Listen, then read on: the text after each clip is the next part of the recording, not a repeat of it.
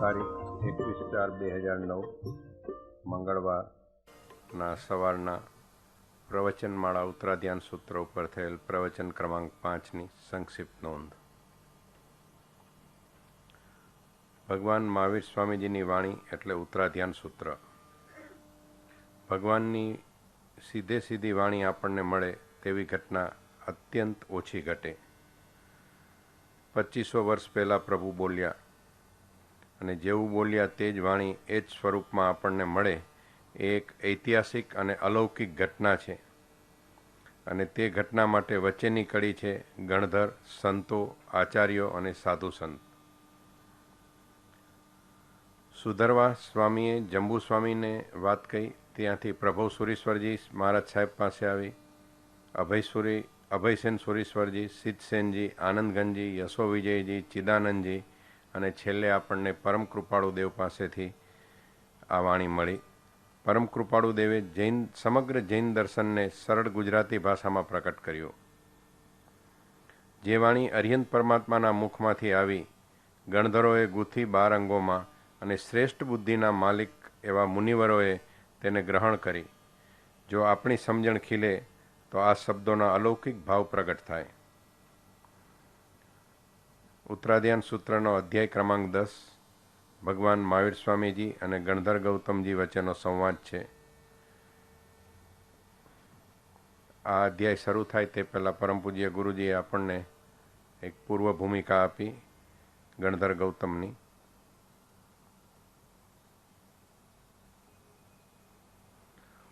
ધરતી ઉપર શુદ્ધ પ્રેમની એક અલૌકિક ઘટના ઘટે છે. શુદ્ધ પ્રેમ એટલે રાગ, દ્વેષ, આસક્તિ, આકર્ષણ અને જેમાં દેહની મુખ્યતા ન હોય તેના વગરનો પ્રેમ, તેનું નામ તે શુદ્ધ પ્રેમ. જે પ્રેમમાં આવેશ, સ્વાર્થ અને કામ વાસના નથી તેનું નામ તે શુદ્ધ પ્રેમ. અને આવો પ્રેમ જીવનમાં અનુભવાય તેનું નામ ભક્તિ. અને આ પ્રેમનો કાચો માલ છે રાગ. આ રાગ જ્યારે શુદ્ધ બને છે ત્યારે ભક્તિ બને છે અને ભક્તિની ટોચ એટલે પરાભક્તિ.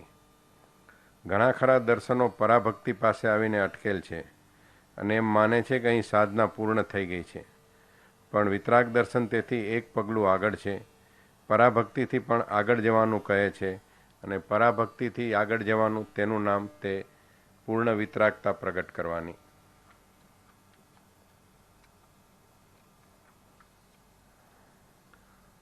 પ્રભુ મહાવીર સ્વામીજી અને ગણધર ગૌતમ એક આવા અલૌકિક શુદ્ધ પ્રેમની ઘટના છે. પૂર્વ ભૂમિકાની વાત ચાલે છે એટલે કહે છે કે 2 પાત્ર છે. પહેલું પાત્ર છે તે પરિપૂર્ણ વિતરાગ જે મહાવીર સ્વામીજી છે અને બીજું પાત્ર છે તે ગણધર ગૌતમ, પણ ત્યાર પહેલાંના ભૂમિકામાં ઇન્દ્રભૂતિ જે અહંકારની ટોચ ઉપર છે. ગણધર ગૌતમજીનું નામ ઇન્દ્રભૂતિ. જાતે બ્રાહ્મણ, કર્મકાંડી અને યજ્ઞોના પૂર્ણ નિષ્ણાત, પ્રથમ કોટીના ઉચ્ચ વિદ્વાન, 4 વેદ કંઠસ્થ, વાદ વિવાદમાં નિષ્ણાત, હજારો શિષ્યોના ગુરુ, પરંતુ જ્ઞાનનો અહંકાર પૂર્ણ. એક જ નાનકડી ઘટના ઘટે છે અને એમના જીવનમાં પૂર્ણ બદલાવ આવે છે અને એ પ્રભુવીરના પ્રથમ ગણધર બને છે. અહંકારના અનંત સ્વરૂપ છે. જ્યાં અહંકાર ત્યાં ઈર્ષા હોય જ. અહંકાર હોય ત્યાં સદ્ભાવના, ભક્તિ અને પ્રેમ ન રહે. અહંકારથી અસહિષ્ણુતા તથા ઈર્ષા આવે જ. સદ્ગુરુ પ્રત્યે અભાવ અને તિરસ્કાર થાય અને તેથી અનંતાનુબંધીનો કસાયનો બંધ પડે. અહંકારયુક્ત ચિત્તમાં સત્ય ઢંકાઈ જાય છે તેમજ નમ્રતા નામનો ગુણ નષ્ટ પામે છે.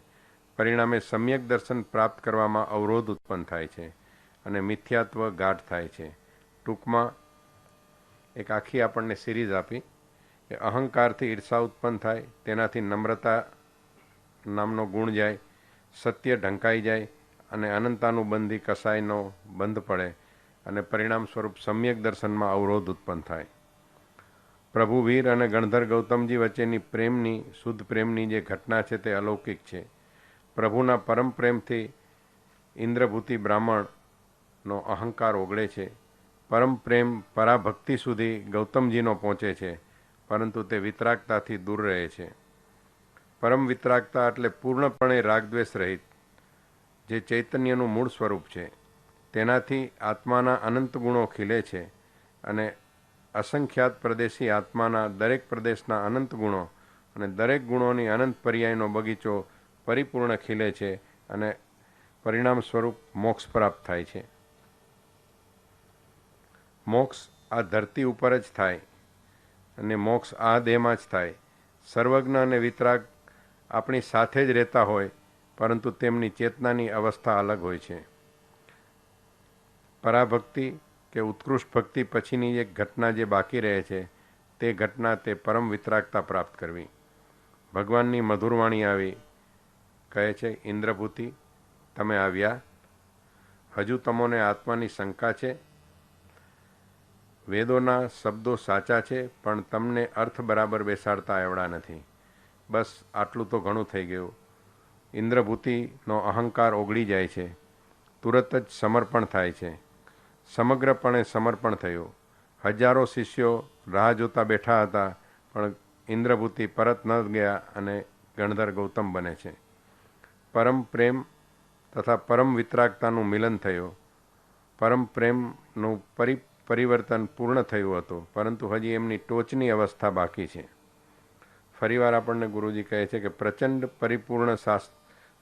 પરિપૂર્ણ રાગમાંથી પરાભક્તિ પ્રગટ થાય છે અને તેમાંથી વિતરાગતા પ્રગટ કરવાનું હજી બાકી રહે છે. ગૌતમજી અટકેલ હતા પ્રશસ્ત રાગમાં. અનંત લબ્ધિના સ્વામી, અલૌકિક પુરુષ, 14 પૂર્વની 48 મિનિટમાં રચના કરનાર, આ બધું જ છતાં પ્રભુ ઉપરના પરમ પ્રેમથી અટકેલ. ભગવાન કહેતા, હે ગૌતમ, વિષાદ ન કરશો. એક દિવસ આપણે જરૂર એક થઈશું. તમારે એક કૂદકો મારવાનો બાકી છે. પરમ પ્રેમમાંથી વિતરાગતા તરફ જવાનું છે. આટલી પૂર્વ ભૂમિકા આપણને આપ્યા પછી અધ્યાય ક્રમાંક 10 ખરેખર શરૂ થાય છે અને અધ્યાયનું નામ છે સૂકા પાન. જેમ સુકાઈ ગયેલ પાન વૃક્ષથી ખરી જાય છે, તેવું જ મનુષ્યના સંબંધોમાં પણ બને છે. ગમે તેટલો સ્નેહ, પ્રેમ, રાગ, આસક્તિ હોય, પણ એક દિવસ આ બધું જ છોડીને જવાનું છે. પરમ કૃપાળુ દેવ કહે છે, વિદ્યુત લક્ષ્મી પ્રભુતા પતંગ, આયુષ્ય તે તો જલના તરંગ, શું રાચીએ ત્યાં ક્ષણનો પ્રસંગ. અર્થાત એક ક્ષણના પ્રસંગમાં આપણે શું રાચશું. અને આપણને ગુરુજી બીજું કંઈક ઉદાહરણ આપે છે કે 4 દિવસના ચાંદ્રની આટલી બધી મમતા શા માટે. આ ખૂબ જ માર્મિક ટકોર હતી અને આપણને કહે છે કે ક્યારેક ખરવાનું છે તે નક્કી નથી, તો શા માટે આપણે જીવનમાં આટલો બધો ક્લેશ કરીએ. આયુષ્ય ક્ષણભંગુર છે. તેથી ગૌતમજી, જે અનંત લબ્ધિવાન છે અને 4 જ્ઞાનના ધણી છે, તેને ભગવાન કહે છે, હે ગૌતમ, એક સમયનો પણ પ્રમાદ કરીશ નહીં. આવી વાત ગૌતમજીને ભગવાન 36 વખત આ અધ્યાયમાં કહે છે. ગૌતમજીને પરમ અનુરાગ હતો. જ્ઞાન અને તપ ઉત્કૃષ્ટ, સંયમ શ્રેષ્ઠ. ભગવાન તેમનાથી ઉંમરમાં નાના અને ગૌતમજી મોટા હતા, પણ તેમનું બી શ્રેષ્ઠ અને સરળ અંતઃકરણ હતું. આવા ગૌતમજીને જે બોધ ભગવાન મહાવીર સ્વામીજી આપે છે, તે 10મા અધ્યાયની હવે શરૂઆત થાય છે. આમાં ભગવાને નિગોદથી મનુષ્ય સુધી જીવની યાત્રા કેવી હોય છે તેનું વર્ણન કરેલ છે અને અંતમાં આપણને ફરીવાર ટકોર કરે છે કે તુચ્છ ભોગ અને ક્લેશમાં જીવન પૂર્ણ ન કરશો. તારીખ 21/4/2009, સમય સાંજના. ઉત્તરાધ્યાન સૂત્ર પ્રવચનમાળાનું પ્રવચન ક્રમાંક 6. સમણ ભગવાન મહાવીરના મુખમાંથી પ્રગટ થયેલી વાણી. ઉત્તરાધ્યાયમાં શબ્દોરૂપે સંકલિત થઈ છે. 36 અધ્યાયો છે. પહેલા અધ્યાય પછી 10મા અધ્યાયનો પ્રારંભ કર્યો. થોડીક મહત્વની વાતો સમજી લઈએ. સમય ગોયંબા પમાયે આટલી નાનકડી કરી. હે ગૌતમ, એક સમય ભર માટે પણ પ્રમાદ કરીશ નહીં. આવી નાનકડી કરી 36 વખત ગૌતમ સ્વામીજીને ભગવાને કહી. કઈ કારણો છે? પહેલું કારણ, જેની પાસે સંપત્તિ છે એના માટે જોખમ છે. સંપત્તિ જેની પાસે નથી ને કંઈ પણ જોખમ નથી. ઝૂંપડામાં રહેતો હોય એને ચોરનો ભય કેવો, ઇન્કમ ટેક્સનો ભય કેવો, લૂંટાઈ જવાનો ભય કેવો, કંઈ છે જ નહીં એની પાસે. પણ જેની પાસે મબલખ સંપત્તિ છે એને ભય છે. ચોરોનો ભય છે, સ્વજનોનો ભય છે, સરકારનો ભય છે. બિલકુલ સાદા કપડાં પહેરીને બહાર નીકળ્યો હોય, બહુ મૂંઝાવા જેવું નથી. કોઈ લગ્ન પ્રસંગમાં લાખો રૂપિયાની કિંમતના ઘરેણાં પહેરીને કોઈ બહેન નીકળ્યા હોય, આખા વરઘોડામાં એનું ધ્યાન વરઘોડામાં નહીં હોય, ઘરેણાં તરફ તે ભય છે. જેમ વ્યવહારમાં જેની પાસે સંપત્તિ એને ભય, એમાં આધ્યાત્મિક ક્ષેત્રમાં તપની, જપની, વ્રતની, અનુષ્ઠાનની, યોગની, ધ્યાનની, સંયમની પરાકાષ્ઠાને સાધના કરીને જેમને આધ્યાત્મિક સંપત્તિ પ્રાપ્ત કરી છે પણ પરિપૂર્ણ અવસ્થા પ્રાપ્ત થઈ નથી, પરિપૂર્ણ વિતરાગ દશા પ્રાપ્ત થઈ નથી, સંપૂર્ણપણે મોહનો ક્ષય થયો નથી. તપ શ્રેષ્ઠ છે, યોગ શ્રેષ્ઠ છે, ધ્યાન શ્રેષ્ઠ છે, સંયમ શ્રેષ્ઠ છે. આ બધું જ હોવા છતાં, 14 પૂર્વના અભ્યાસી હોવા છતાં અને માનપૂર્વક જ્ઞાન જેમાં 4 જ્ઞાન હોવા છતાં હજુ છદ્મસ્ત અવસ્થા છે. છદ્મસ્ત શબ્દ બહુ મહત્વનો છે. છદ્મ એટલે દોષ. ઓછા વધતા પ્રમાણમાં જેમની ચેતનામાં દોષ પડ્યા છે અને દોષ રહ્યા છે એને કહેવાય છે છદ્મસ્ત. ગૌતમ સ્વામીજી છદ્મસ્ત અવસ્થામાં હતા. કેવળ જ્ઞાન પ્રાપ્ત કરવાના હતા. ભગવાન મહાવીર પ્રત્યે પરમ ભક્તિભાવ હતો. ઉત્તમ તપ, ઉત્તમ સાધન, ઉત્તમ વ્રત, ઉત્તમ ઉપાસના, ઉત્તમ સંયમ, આનંદ લબ્ધિ પ્રાપ્ત થયેલી હોવા છતાં છદ્મસ્ત અવસ્થા હતી. માટે એમ કહેવું છે કે જ્યાં સુધીમાં સંપૂર્ણપણે પરમ વિતરાગ દશા પ્રાપ્ત ન થાય ત્યાં સુધીમાં સાધકે પૂરેપૂરા જાગૃત રહેવાની જરૂર. શાસ્ત્રોમાં એક શબ્દ છે ક્ષીણ મોહ. જેનો સંપૂર્ણપણે મોહનો ક્ષય થયો છે એ જોખમની બહાર છે, પણ મોહનો કણિયો જેની પાસે રહ્યો છે એના માટે જોખમ છે.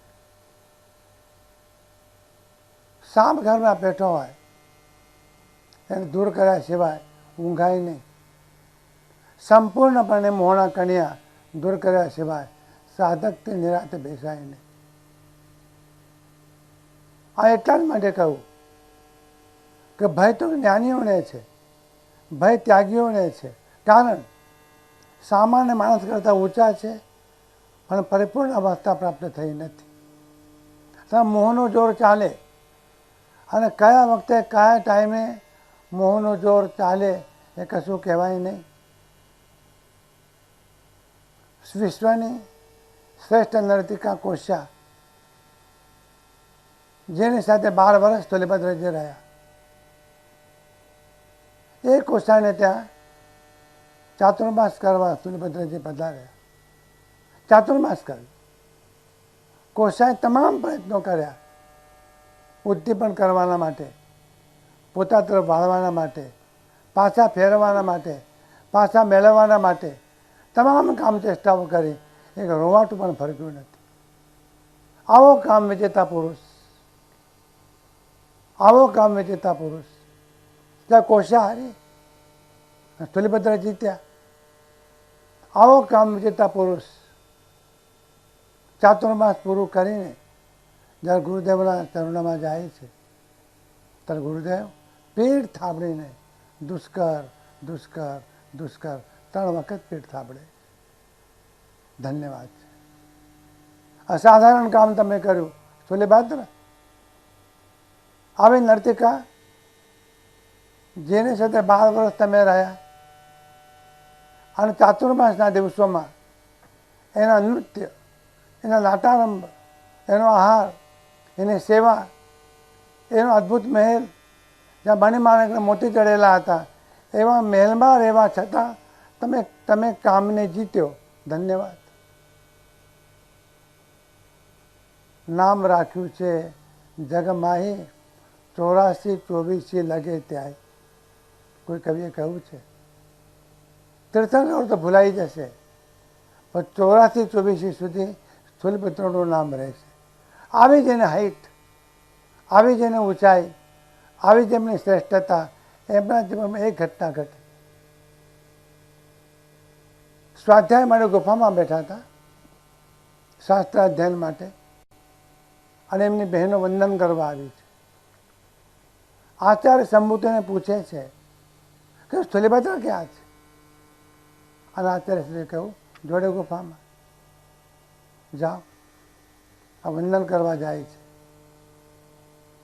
શૂલિપુત્રને અનુસાર આવ્યો મારી બહેનો આવી રહી છે અને તે વખતે વિકલ્પ ઉઠ્યો હું શું છું અને મારામાં કેવું સામર્થ્ય છે, મારામાં કેવું ઐશ્વર્ય છે, મારી પાસે કેવી લબ્ધિઓ છે, મારી પાસે કેવી સિદ્ધિઓ છે, જરા બતાવું તો ખરો.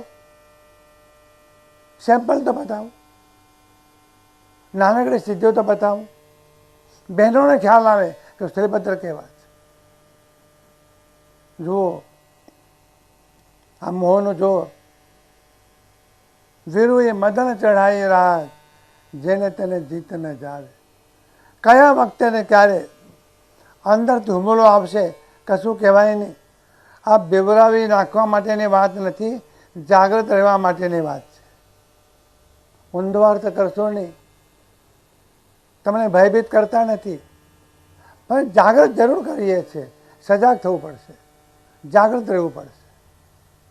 કથા એવી છે કે શૂલિપુત્રજીએ પોતાના સિદ્ધના પ્રભાવથી સિંહનું રૂપ ધારણ કરે બેઠા છે અને સાધવીઓ આવી છે. ત્યાં શૂલિપુત્ર નથી, સિંહમાં બેઠો છે. પાછા વળ્યા કે ગુરુદેવ ત્યાં શૂલિપુત્ર તો છે નહીં, સિંહમાં છે. એ જ શૂલિપુત્ર છે પણ લબ્ધિથી એના સ્વરૂપ ધારણ કર્યું છે. અને જ્યારે શૂલિપુત્ર આવ્યા ગુરુદેવે કહ્યું તમે હવે અપાત્ર છો, તમને જ્ઞાનનું દાન ન અપાય. વાત ખ્યાલમાં લેજો. જોખમ છે. આદિવાસીને કંઈ જોખમ જ નથી. એને પહેરવા લંગોટી પણ નથી. મહેનતમાં રહેનારાનું જોખમ જરૂર છે. લૂંટાઈ જવાનો ભય જરૂર છે. એટલા માટે ભગવાન મહાવીર સ્વામીજી ગૌતમ સ્વામીજીને કહી રહ્યા છે. કારણ કે સાધકોમાં શ્રેષ્ઠતમ સાધક ગૌતમ સ્વામીજી હતા. સંયમ તો ઉત્તમ, તપ તો ઉત્તમ, ધ્યાન તો ઉત્તમ, યોગ તો ઉત્તમ, ભક્તિ તો ઉત્તમ, વિનય તો ઉત્તમ, વ્યાવસ તો ઉત્તમ, સરળતા ઉત્તમ, નમ્રતા ઉત્તમ, ઉદારતા ઉત્તમ. કયો ગુણ હતો એમનામાં? આટલી બધી ઊંચાઈ હોવા છતાં છદ્મસ્ત. દોષ હતા અંદર. એ દોષ પૂર્ણ નિરાકરણ ન થાય ત્યાં સુધીમાં જાગૃત રહેવું અનિવાર્ય છે.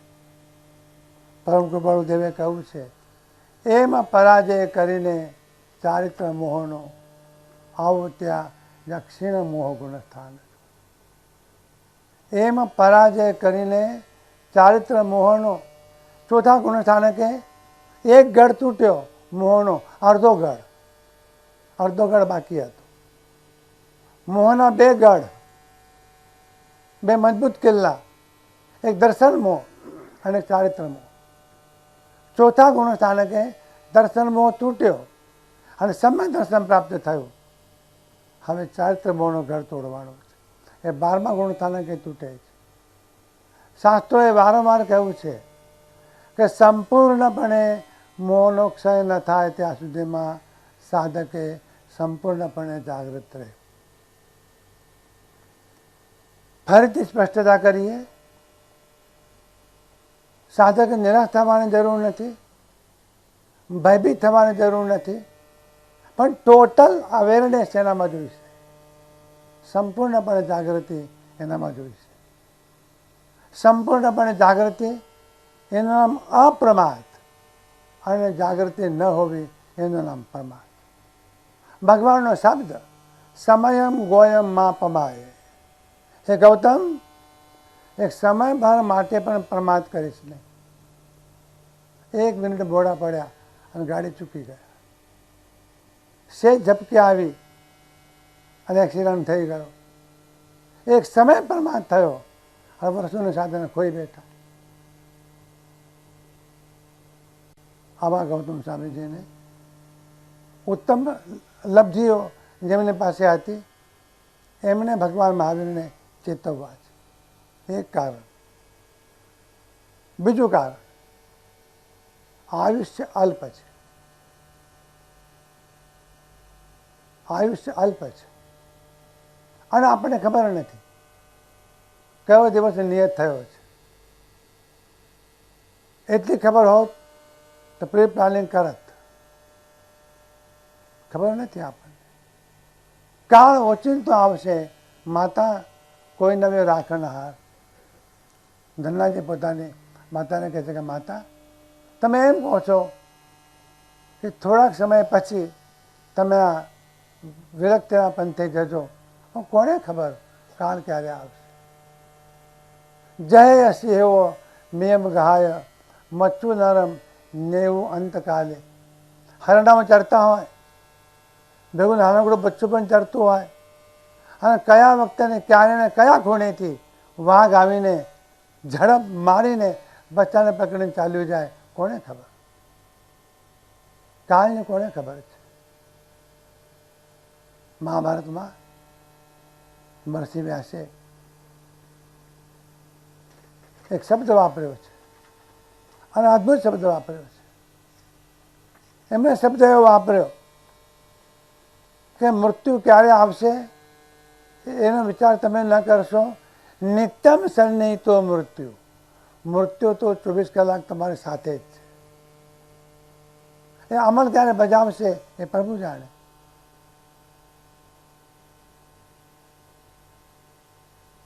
એક અદ્ભુત ઘટના ઘટી હતી. એક શિષ્ય અને ગુરુ બંને એમાં ઝૂંપડીમાં હતા. કથા એવી છે કે મૃત્યુ દેવતા આવ્યા અને શિષ્યને કહ્યું, હું તને લઈ જવાનો છું સાંજના 6 વાગે, તૈયાર રહેજે. ગુરુદેવને પૂછ્યું કે શું થઈ શકે. ગુરુદેવ જાણતા હતા કંઈ થઈ શકે નહીં, પણ કેવું થઈ શકે, તું અહીંથી ક્યાંક દૂર ચાલ્યો જા તો મૃત્યુ કદાચ તને પકડી નહીં શકે. આ ઘોડો તૈયાર છે, બેસીને તું જા. અને ઘોડા પર બેસીને શિષ્ય નીકળ્યો છે. જેટલા જોરથી દોડાય એટલા જોરથી દોડતો ગયો છે. બરાબર સાંજના 6 વાગ્યા છે અને બગીચામાં એ ઊભો છે ઘોડા પર ઉતરીને, અને મૃત્યુ ત્યાં આવી. મૃત્યુએ કહ્યું કે આ જગ્યા પર તમને પકડવાના હતા, અહીંયા જ, અને તમે સામે ચાલીને આવ્યા. નિત્યમ સન્નિહિતો મૃત્યુ. મૃત્યુ નિત્ય આપણી સાથે જ છે. તો આયુષ્ય અલ્પ છે, મૃત્યુ નિકટ છે. માટે ગૌતમ પ્રમાદ કરવા જેવો નથી. તમને એમ લાગે છે કે ગૌતમ સ્વામીજી આ જાણતા નહીં હોય?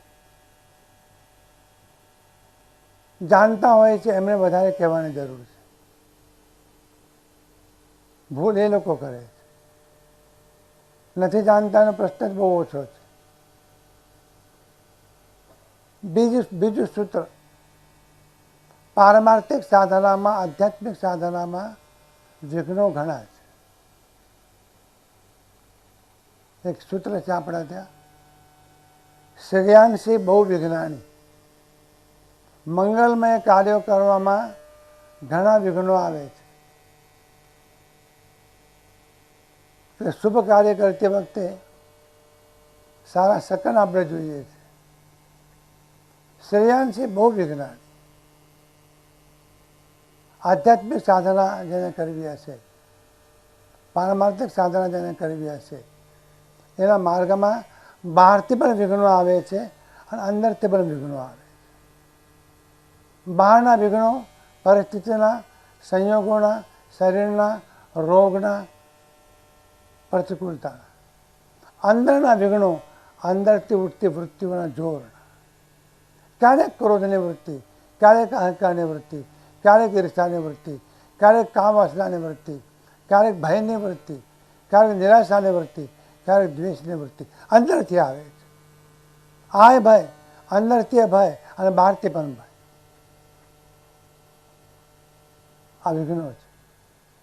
સાધકને વિઘ્ન જય કરવો પડે છે. હરિભદ્ર સૂર્ય મહારાજે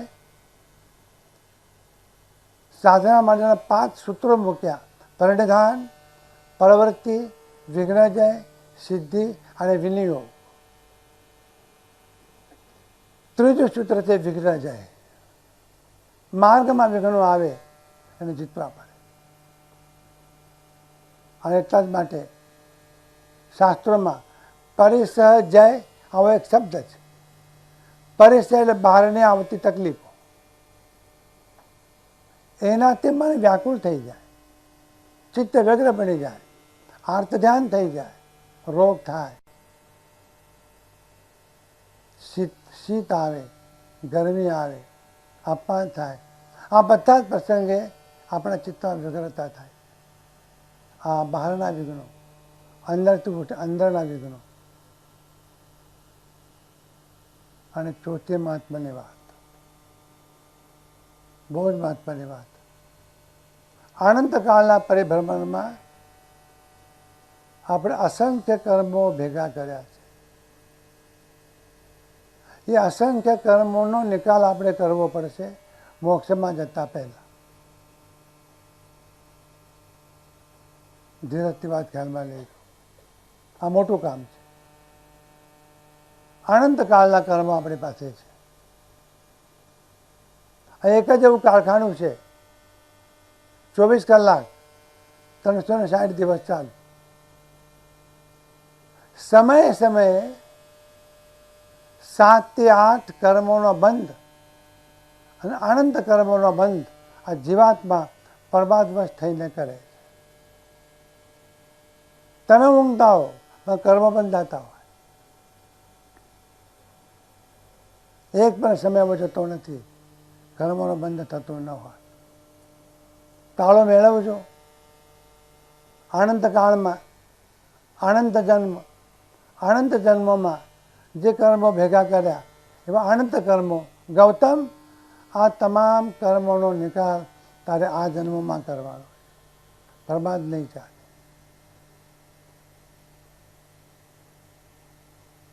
બહુ કરુણા છે જ્ઞાની પુરુષોની, અપૂર્વ કરુણા છે.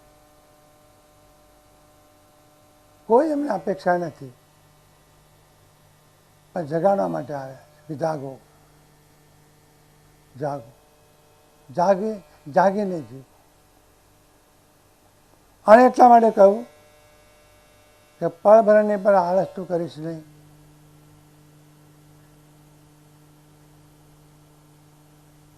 ગાથા આ પ્રમાણે છે: ઈ ઇતરિયમ્ય આવવે જીવીય બહુ પચવાય ભીવનાહી રયમ પૂરે કળમ સમયમ ગોયમ માપમાય. આ ગાથા છે. એક પણ સમય ગૌતમ પ્રમાદ કરશો નહીં. 5મું મહત્વનું કારણ, વિશ્વના તમામ પ્રાણીઓને સદાયના માટે માનવ શરીર પ્રાપ્ત થવું અત્યંત દુષ્કર છે. બાકી બધા શરીરો સહેલાઈથી મળશે. એકેન્દ્રિયથી માંડીને પંચેન્દ્રિય સુધીમાં અસંખ્યવાન આપણે જઈ આવ્યા છીએ, સહેલાઈથી મળશે. મનુષ્ય જન્મ મળવો દુર્લભ. અને આ ઘટના મનુષ્ય જન્મમાં થાય છે. 14 ગુણ સ્થાનકોની યાત્રા મનુષ્ય દેહમાં થઈ શકે છે. સર્વકર્મનો ક્ષય મનુષ્ય દેહમાં થઈ શકે છે. પરબ્રહ્મની પ્રાપ્તિ મનુષ્ય દેહમાં થઈ શકે છે. સંપૂર્ણ મિત્રાગતાની પ્રાપ્તિ મનુષ્ય દેહમાં થઈ શકે છે. સંપૂર્ણપણે મોહનો ક્ષય મનુષ્ય દેહમાં થઈ શકે છે.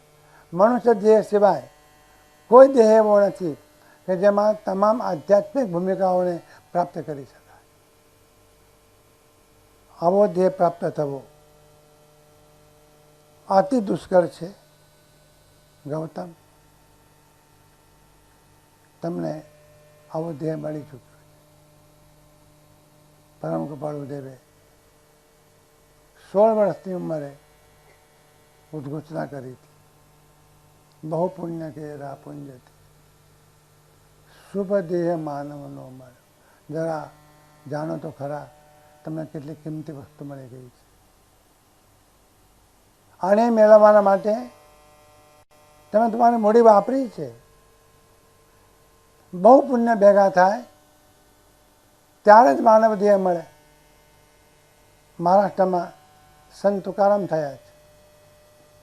એમણે મરાઠી ભાષામાં કહ્યું કે અનંત પુણ્યાची રાશિ મેળવેલા માનવ દેહ. અનંત પુણ્યની રાશિ ભેગી થઈ ત્યારે માનવ દેહ મળ્યો. આવો મળેલો માનવ દેહ માણસ ક્લેશમાં, વિષયોમાં, વિકારોમાં, વિકલ્પોમાં, મોહોમાં, કામભોગોમાં, હરવા ફરવામાં, આહાર વિહારમાં, લીલા લીલામાં વાપરી નાખે. એવું પણ હોઈ શકે ગૌતમ સ્વામીજીના નિમિત્તે આખા જગતના જીવોને સંદેશ પહોંચાડ્યો હોય. કહું છે ગૌતમ સ્વામીજીને, નામ એમનું છે, આપણને પણ આ સંદેશ પહોંચવાનો છે. એક પણ સમય પરમાર્થ કરશો નહીં.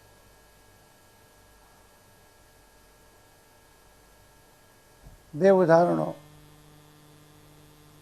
અત્યંત ગંભીરતાપૂર્વક આપ્યા છે. દુમ્મ પત્તે પંડુયે જહા નિવડી રાયગરાણ અચ્ચયે એવમ મણ્યાનમ જીવ્યમ સમયમ ગોયમ માપમાય. થોડુંક સમજી લો. જે જીવન મળ્યું છે, જે જીવન જીવી રહ્યા છો, એ મૂળમાં એ જીવન કેવું છે? ઝાડ પર શરૂઆતમાં લીલી કુંપળો ફૂટે છે. આખું વૃક્ષ લીલુંછમ બને છે. કુંપળો તે વૃક્ષ શોભે છે, સુંદર લાગે છે, એનું સૌંદર્ય છે. એ વૃક્ષ જોવું ગમે. લીલી કુંપળો ફૂટી છે અને વૃક્ષનું સૌંદર્ય ઓર વધ્યું છે. પણ કાળ વ્યતીત થતા એ કુંપળોમાંથી પાંદડા બને છે. મોટા લીલા હરિયાળા પાંદડા બને છે. અને જ્યારે હજારો પાંદડાઓ લીલાછમ વૃક્ષો પર ખીલ્યા હોય, વૃક્ષ અલૌકિક લાગે છે. એની શોભા ઓર છે. પણ કાળ વ્યતીત થતા એ પાંદડા સુકાવા લાગે. કુંપળ હતી, લીલા પર્ણ થયા, પાંદડા સુકાવા લાગ્યા અને એક દિવસ એ બધા જ પાંદડા લીલા મટીને સફેદ થઈ જાય. એટલે એમ કહો કે જુવાન મટીને ઘરડા થઈ જાય, લીલા મટીને સફેદ થઈ જાય. જ્યારે કુંપળો હતી, વૃક્ષ જેવું ગમતું હતું, લીલા પાંદડા હતા, વૃક્ષ જેવું ગમતું હતું. એ પાંદડા ધોળા થયા પછી વૃક્ષ જેવું ગમતું નથી. તોય પણ એ પાંદડા વૃક્ષો પર છે. પણ એક પળ એવી આવે છે કે પાંદડા ખરી પડે. ખરી પડ્યા પછી એ પાંદડાને વૃક્ષ સાથે ફેવિકોલથી ચોંટાડી શકાતું નથી અને ચોંટાડો તો રહેતું પણ નથી. શું ભરોસો જીવન? તમને નિરાશ છે, આનંદની વાત છે, અને જ્ઞાનીઓને નિરાશ નથી. તો જેમ એ પાંદડા ખરી પડે છે, ગૌતમ, મનુષ્યનું જીવન પણ એવું છે.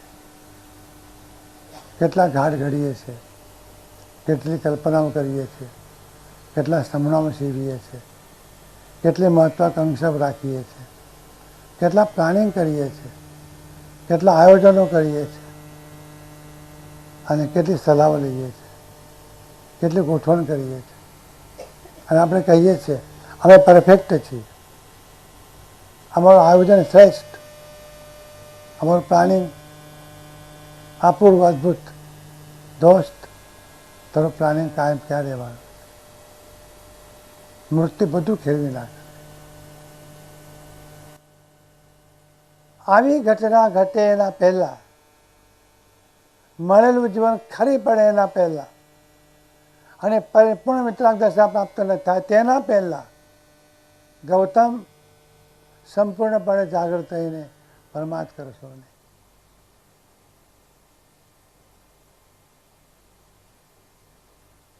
બીજું મહત્વનું સૂત્ર ભગવાનને કેવું છે, કુશજ્ઞે જ ઓસ બિંદુએ થોવમ ચિત્થૈ લંબમાનયે એવમ મણવ્યાનમ જીવ્યમ સમયમ ગોયમ માપમાય. ડાળની, વૃક્ષની ડાળ, એના આણી ઉપર એક સળી નીકળી હોય, અને સળી ઉપર સવારના ટાઈમે ઝાકળના ટીપા પડ્યા હોય, એ ઝાકળના ટીપા મોતીના બિંદુ જેવા લાગે. જ્યારે મોતીને હાર માળા છે એવા સુંદર લાગે છે. એ ઝાકળના બિંદુઓ છે, પાણીના બિંદુઓ છે. પણ જોતા જોતા જોતા એ ખરી પડે, જોતા જોતા ખરી પડે. રાજા આકાશમાં ફરવા ગયા છે. આકાશમાં ઇન્દ્રધનુષ્ય ખેંચાયું છે, 7 રંગ પૂરાયા છે. ઇન્દ્રધનુષ વિવિધ રંગોથી સુંદર બન્યું છે. રાજા જોઈ રહ્યો છે, અને જોતા એને એમ થયું કે આવું સુંદર ઇન્દ્રધનુષ લાવને, મારા પત્નીને બોલાવી લાવું, બતાવું એને. અને પત્નીને કહેવા જાય છે કે પધારો ઉપર, આકાશીમાં ગેલેરીમાં ઇન્દ્રધનુષ્ય ખીલ્યું છે. એ કહેવા ગયા છે, પત્ની કે આવું છું. બહેનોને થોડી વાર લાગે તૈયાર થતા, આવું છું. અને તૈયાર થઈને ગયા ત્યાં ઘોર અંધકાર. પત્ની પછી શું થયું આ? અને દેવી ઇન્દ્રધનુષ્ય હતું, વિખરાઈ ગયું. આટલી નાનકડી ઘટનાથી બંનેને બોધ થયો કે જીવન આપણું આવું છે. શું ભરોસો જીવન? તનખલાના ઉપર ઓસના બિંદુ પડ્યા હોય, મોતીના દાણા જેવા લાગતા હોય, ખરી પડતા વાર થતી નથી. કોને રાહ જોઈને બેઠા છો? કોના ભરોસે બેઠા છો? કોના વિશ્વાસે બેઠા છો? કયા આધારે બેઠા છો? મૃત્યુ તો એમ કહે છે કે તાટકતા વાર નહીં થાય. એટલા માટે ગૌતમ, એક સમયભર પણ પ્રમાદ કરશો નહીં. અને આની સાથે થોડીક સમજમાં અઘરી થઈ પડે અને કંટાળો પણ આવે, એવી એક વાત ભગવાન મહાવીર ગૌતમ સ્વામીજીને કરે છે. એમ કહે છે, આ મનુષ્ય દેહ જે આપણને પ્રાપ્ત થયો, એના માટે બહુ લાંબી યાત્રા આપણને કરવી પડી છે. આપણો પણ એક ઇતિહાસ છે, અનંત ઇતિહાસ છે આપણો. આપણો ઇતિહાસ 50-100 વર્ષનો નથી, 500,000 વર્ષનો નથી. એક શબ્દ જ વાપરી શકાય, આપણો ઇતિહાસ અનંતકાળનો. અનંતકાળના ઇતિહાસમાં પરિભ્રમણ કરતાં કરતાં કરતાં આપણે આ મનુષ્યના દેહ સુધી જ આવ્યા. એક લાંબી યાત્રા આપણે કરી છે. આધુનિક વિજ્ઞાનમાં ડાર્વિનનું ઉત્ક્રાંતિવાદ છે, એની ચર્ચા આપણે કરવી નથી. તો આપણે મૂળ જે હતા ત્યાંથી માનવ દેહ સુધી પહોંચતા પહોંચતા એક લાંબી યાત્રા આપણે કરી છે. આપણે સૌથી પહેલાં નિગોદમાં હતા. એ આપણે મૂળ જગ્યા, આપણે બધા જ ત્યાં હતા, સાથે હતા. અને નિગોદ એક એવી ઘટના છે જેને કંદમૂળ કહેવામાં આવે છે. તે એક શરીરમાં અનંત જીવો અનંતકાળ એ અવસ્થામાં રહ્યા, એક જ ઇન્દ્રિય. અનંતકાળ ગયા પછી બીજી ઇન્દ્રિય મળી, અને એમ કરતાં કરતાં કરતાં 5 ઇન્દ્રિયો આપણને મળી. એ 5 ઇન્દ્રિયો પ્રાપ્ત થાય ત્યાં સુધીમાં આપણને વેટ થવું પડ્યું છે, રાહ જોવી પડી છે, પ્રતીક્ષા કરવી પડી છે. 5 ઇન્દ્રિયો મળે પણ મન ન મળે, અને મન ન હોય તો મોક્ષની સાધના ન થાય. વાતને સમજી લેજો. મનને મટાડી દેવું છે. શાસ્ત્રોમાં તો એમ કહું કે મન આડું આવે છે, મન પજવે છે, મન પરેશાન કરે છે, મન બંધનનું કારણ છે, મન બાંધે છે. 1000 વાતો તમે કરશો, પણ એ વાત પણ યાદ રાખજો કે મન વગર મોક્ષની સાધના નહીં થાય. મન એવ મનુષ્યાણામ કારણ બંધ મોક્ષાયો. બંધ કરવું હશે તો એ મન જોઈશે, અને મોક્ષ જોઈતો હશે તો પણ મન જોઈશે.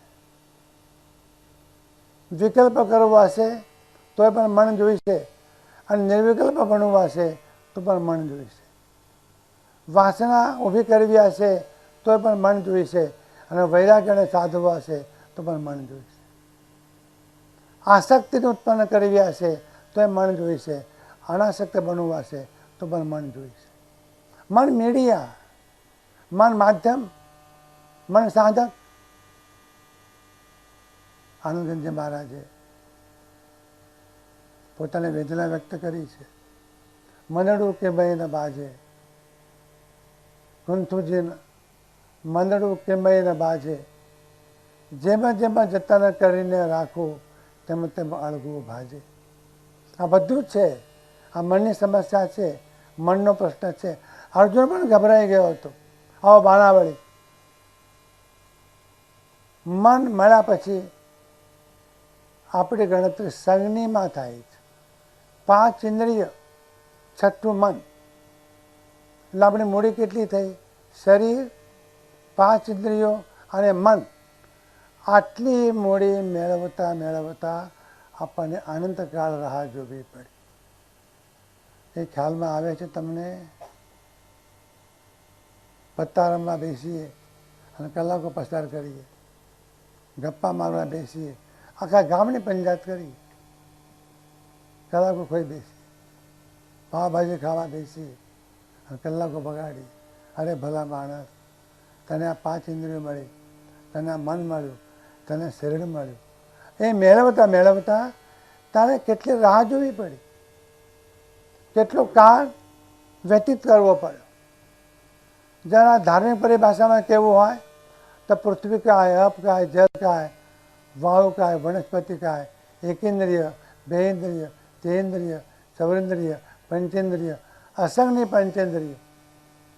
આટલામાંથી પસાર થતાં થતાં આપણને અનંતકાળ કાઢવો પડ્યો. કાઢ્યો છે, ભૂલી ગયા છે આપણે. અનંતકાળ કાઢ્યો છે. અને એક વખત કૃપા થઈ, આપણને મન મળ્યું.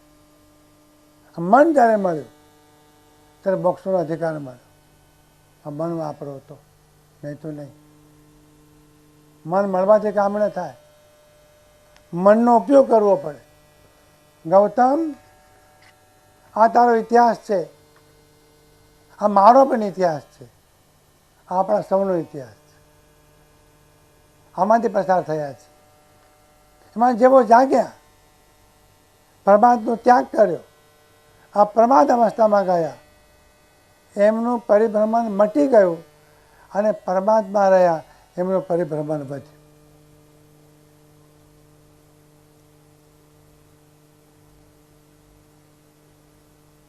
આ પછીનું એક મહત્વનું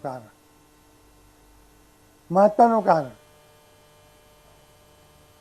એવમ ભવ સંસારે સુવાસુ એમ કમ્મે હિમ જીવો પમાય બહુલો સમયમ ગોયમ મા પમાય. 36 ગાથાઓ છે, 37. ત્રણ કડીઓ. ચોથી કડી સમયમ ગોયમમાં પમાય, સમયમ ગોયમમાં પમાય. આ ચોથી કડી ખોટી છે.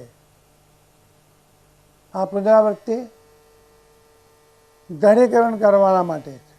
પુનરાવૃત્તિ, દઢીકરણ, જાગો.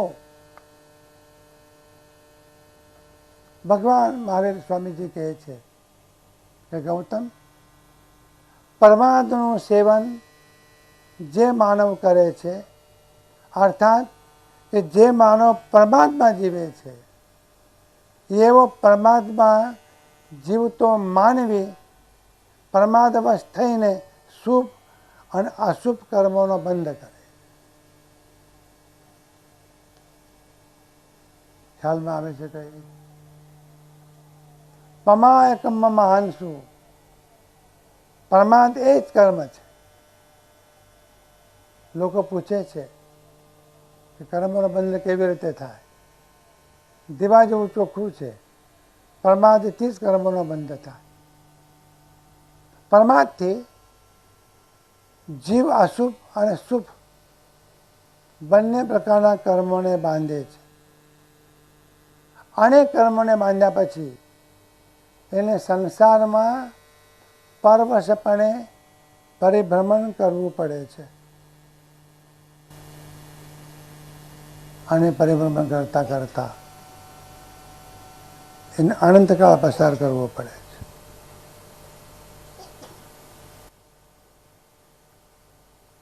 તો પારમાર્થિક સાધના માટે કઈ ભૂમિકામાંથી પસાર થવું પડે છે ગૌતમ? આ મહત્વના સૂત્રોનો પ્રારંભ થાય છે. 5 ઇન્દ્રિયો, શરીર અને મન, એની પ્રાપ્તિ થયા પછી જે એના જીવનમાં સાધનાનો પ્રારંભ થવાનો છે, ધર્મ સાધનાનો પ્રારંભ થવાનો છે, યોગનો, ધ્યાનનો, અધ્યાત્મનો, એની સાધનાનો પ્રારંભ થવાનો છે, એના પહેલાં એને યથાર્થપણે પ્રયોજનભૂત તત્વને જાણવું પડશે. શું કરશે આ જ્ઞાની? જીવને જાણતો નથી, અજીવને જાણતો નથી, પુણ્યને જાણતો નથી, પાપને જાણતો નથી, આશ્રમને જાણતો નથી, સંવરને જાણતો નથી, નિર્જરાને જાણતો નથી, બંધને જાણતો નથી, મોક્ષને જાણતો નથી. એ કરશે શું? આ માટે કહું, અજ્ઞાનમ ખલુ કષ્ટમ. એક ઠેકાણે યજ્ઞ થઈ રહ્યો હતો અને સ્વયંભૂ સૂર્ય મહારાજે પોતાના 2 શિષ્યોને યજ્ઞ મંડપમાં મોકલ્યા. એમ કહું, તમારે એક જ કામ કરવાનું. 1000 માણસો બેઠા હશે, યજ્ઞ ચાલી રહ્યો છે, કર્મકાંડ ચાલી રહ્યા છે, ત્યાં જઈને તમારે એક જ વાક્ય બોલવાનું, અહો કષ્ટમ અહો કષ્ટમ પરમ તત્વમ ન જ્ઞાયતે. અજ્ઞાનમ ખલુ કષ્ટમ પરમ તત્વમ ન જ્ઞાયતે. ઓહો જગતના જીવો,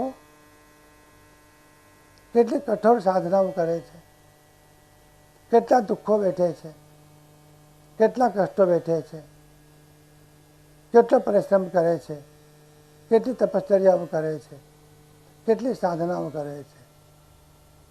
અહો કષ્ટમ. આ કરવા છતાં તત્વને જાણતા નથી.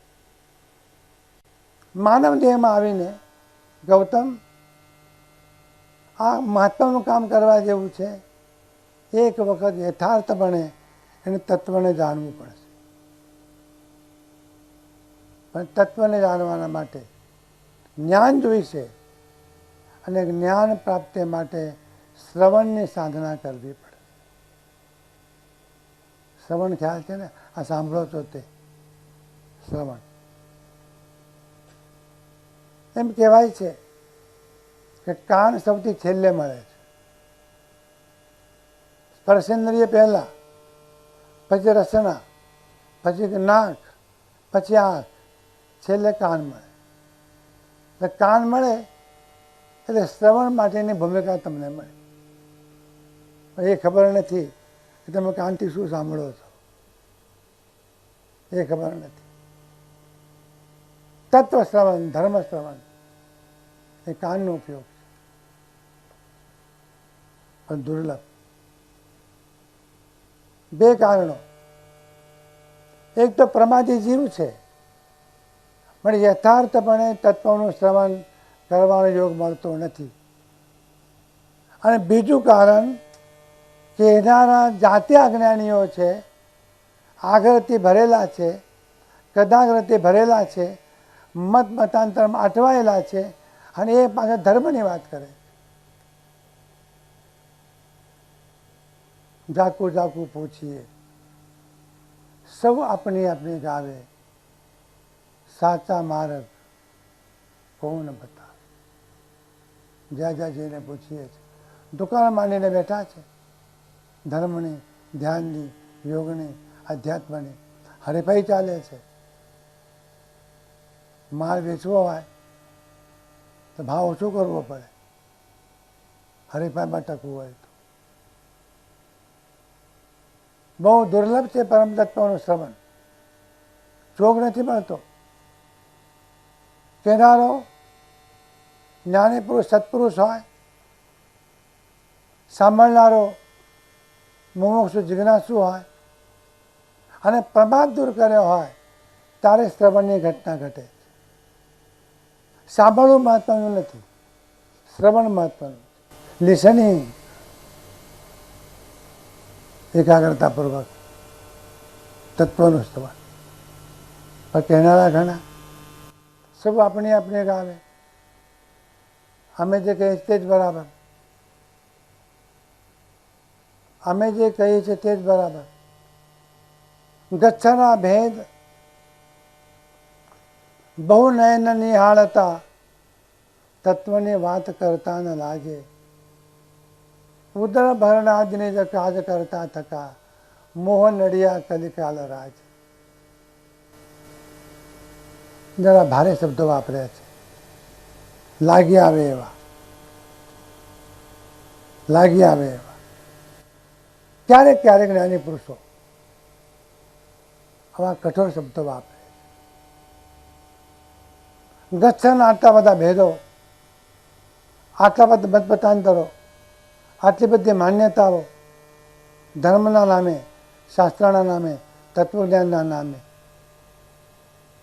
આંખો ઉગાડીને જોઈએ છે અને પાછળ તત્વની વાત કરે છે. કહેવા દો, ઉદર ભરણ, પેટ ભરવાનું કામ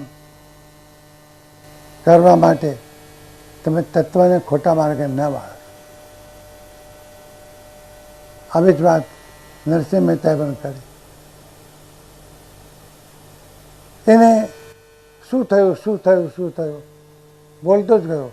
વેદ ભણ્યા થકી શું થયું, તીર્થ ગયા થકી શું થયું, સ્નાન કર્યા થકી શું થયું, જપ કર્યા થકી શું થયું, વ્રત કર્યા થકી શું થયું. અરે બાપુ કેમ? તો ઉદર ભરણાદિને જ કાજ કરતા હતા. એ ઉપાય સૌ પેટ ભરવા હતા. નરસિંહ મહેતા બોલ્યો. તે વખતે એને બોલવા દીધો એ નથી. આજે આજે હોત તો માર ખાત, દંડાથી માર જ ભેગા થઈને. શું તમારા મનમાં તમે સમજો છો?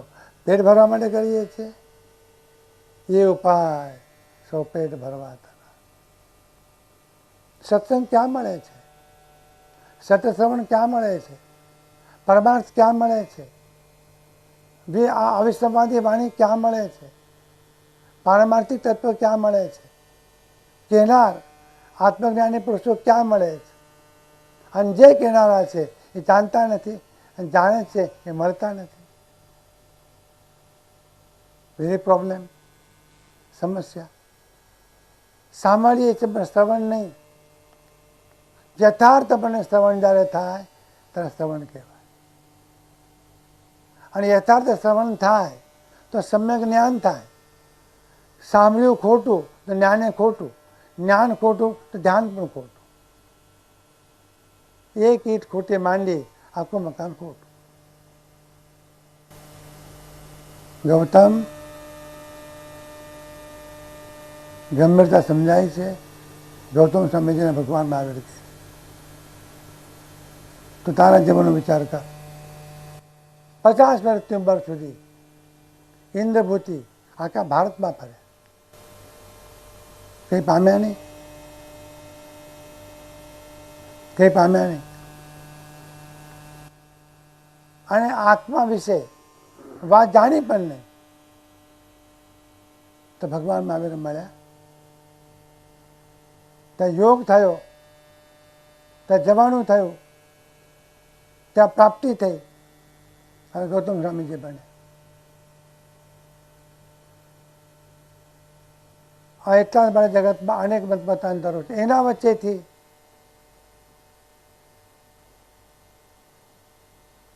આનંદગંજે કહેવું છે, સવરે સુણો ભાઈ વલોનું વલોવો તો તત્વ અમૃત કોઈ પાય. તત્વનું અમૃત કોકને જ મળે છે. તત્વના નામે ખોટો માલ હાથમાં આવે છે. આ પહેલું પગથિયું. પછીનું પગથિયું કદાચ માની લો સદભાગ્યે જ્ઞાની પુરુષ મળી જાય અને શ્રવણનો યોગ પ્રાપ્ત થાય તો વચમાં બુદ્ધિ આડી આવે છે. થયું? અહીં સુધી પહોંચ્યો અને બુદ્ધિ આડી આવી. તર્ક, પોતાની માન્યતા, પોતાનો મત, પોતાનો આગ્રહ કહેતા હોય છે, અમે તો આમ માનીએ છીએ. અરે પણ તમે માનો, એક સત તમારા કયામાં છે. તમે કોણ માનનારા અને કહેનારા? સત્તા માલિક તમે છો. સત તો નિરપેક્ષ છે. સત્યને કોઈની શરમ નથી. સત્ય સત, ત્રિકાળ સત. ના પણ અમે તો આમ માનીએ છીએ, અમે માનીએ છીએ, એમાંથી ઊંચો નથી આવતો. જીવંત જ્ઞાની પુરુષ સામે છે અને આ કહે છે અમે તો આ પ્રમાણે માનીએ છીએ. સાઠ ગાંઠ બંધાતી નથી, ટ્યુનિંગ થતું નથી. એટલે શ્રવણ કર્યા પછી જે શ્રદ્ધા ઉત્પન્ન થવી જોઈએ, જે બહુમાન થવું જોઈએ, જે રુચિ થવી જોઈએ, જે ઉલ્લાસ આપવો જોઈએ, જે આનંદ થવો જોઈએ, એ થઈ શકતો નથી. અને ભગવાન મહાવીરે કહ્યું, ગૌતમ, આ બધાનું કારણ મિથ્યાત્વ છે. આ મિથ્યાત્વ શબ્દ બહુ ગંભીર છે. આજે તો મિથ્યાત્વની વ્યાખ્યા પણ જુદી છે. ખડતર ગસવાળા તપાગસવાળાને મિથ્યાત્વી કહે છે, તપાગસવાળા અંચલગસવાળાને મિથ્યાત્વી કહે છે. અલા ઘરે ઘરેની વ્યાખ્યાઓ શું કરવા કરો છો? આગળ નથી બોલતો બહુ બાપુ મહેન્દ્રભાઈ, આગળ બહુ બોલતો નથી. ઇલકા બાબતે વાત થતી નથી ને તેમ મિથ્યાત્વી. એક જ આશ્રમમાં બે ગ્રુપ હોય, આ ગ્રુપ મિથ્યાત્વી થયું. પણ ગુરુનું શું થતું હશે એ વિચાર કર્યો? આ મિથ્યાત્વ. શ્રદ્ધા થતી નથી. શા માટે ભગવાન મહાવીર સ્વામીજીએ ગૌતમ સ્વામીજી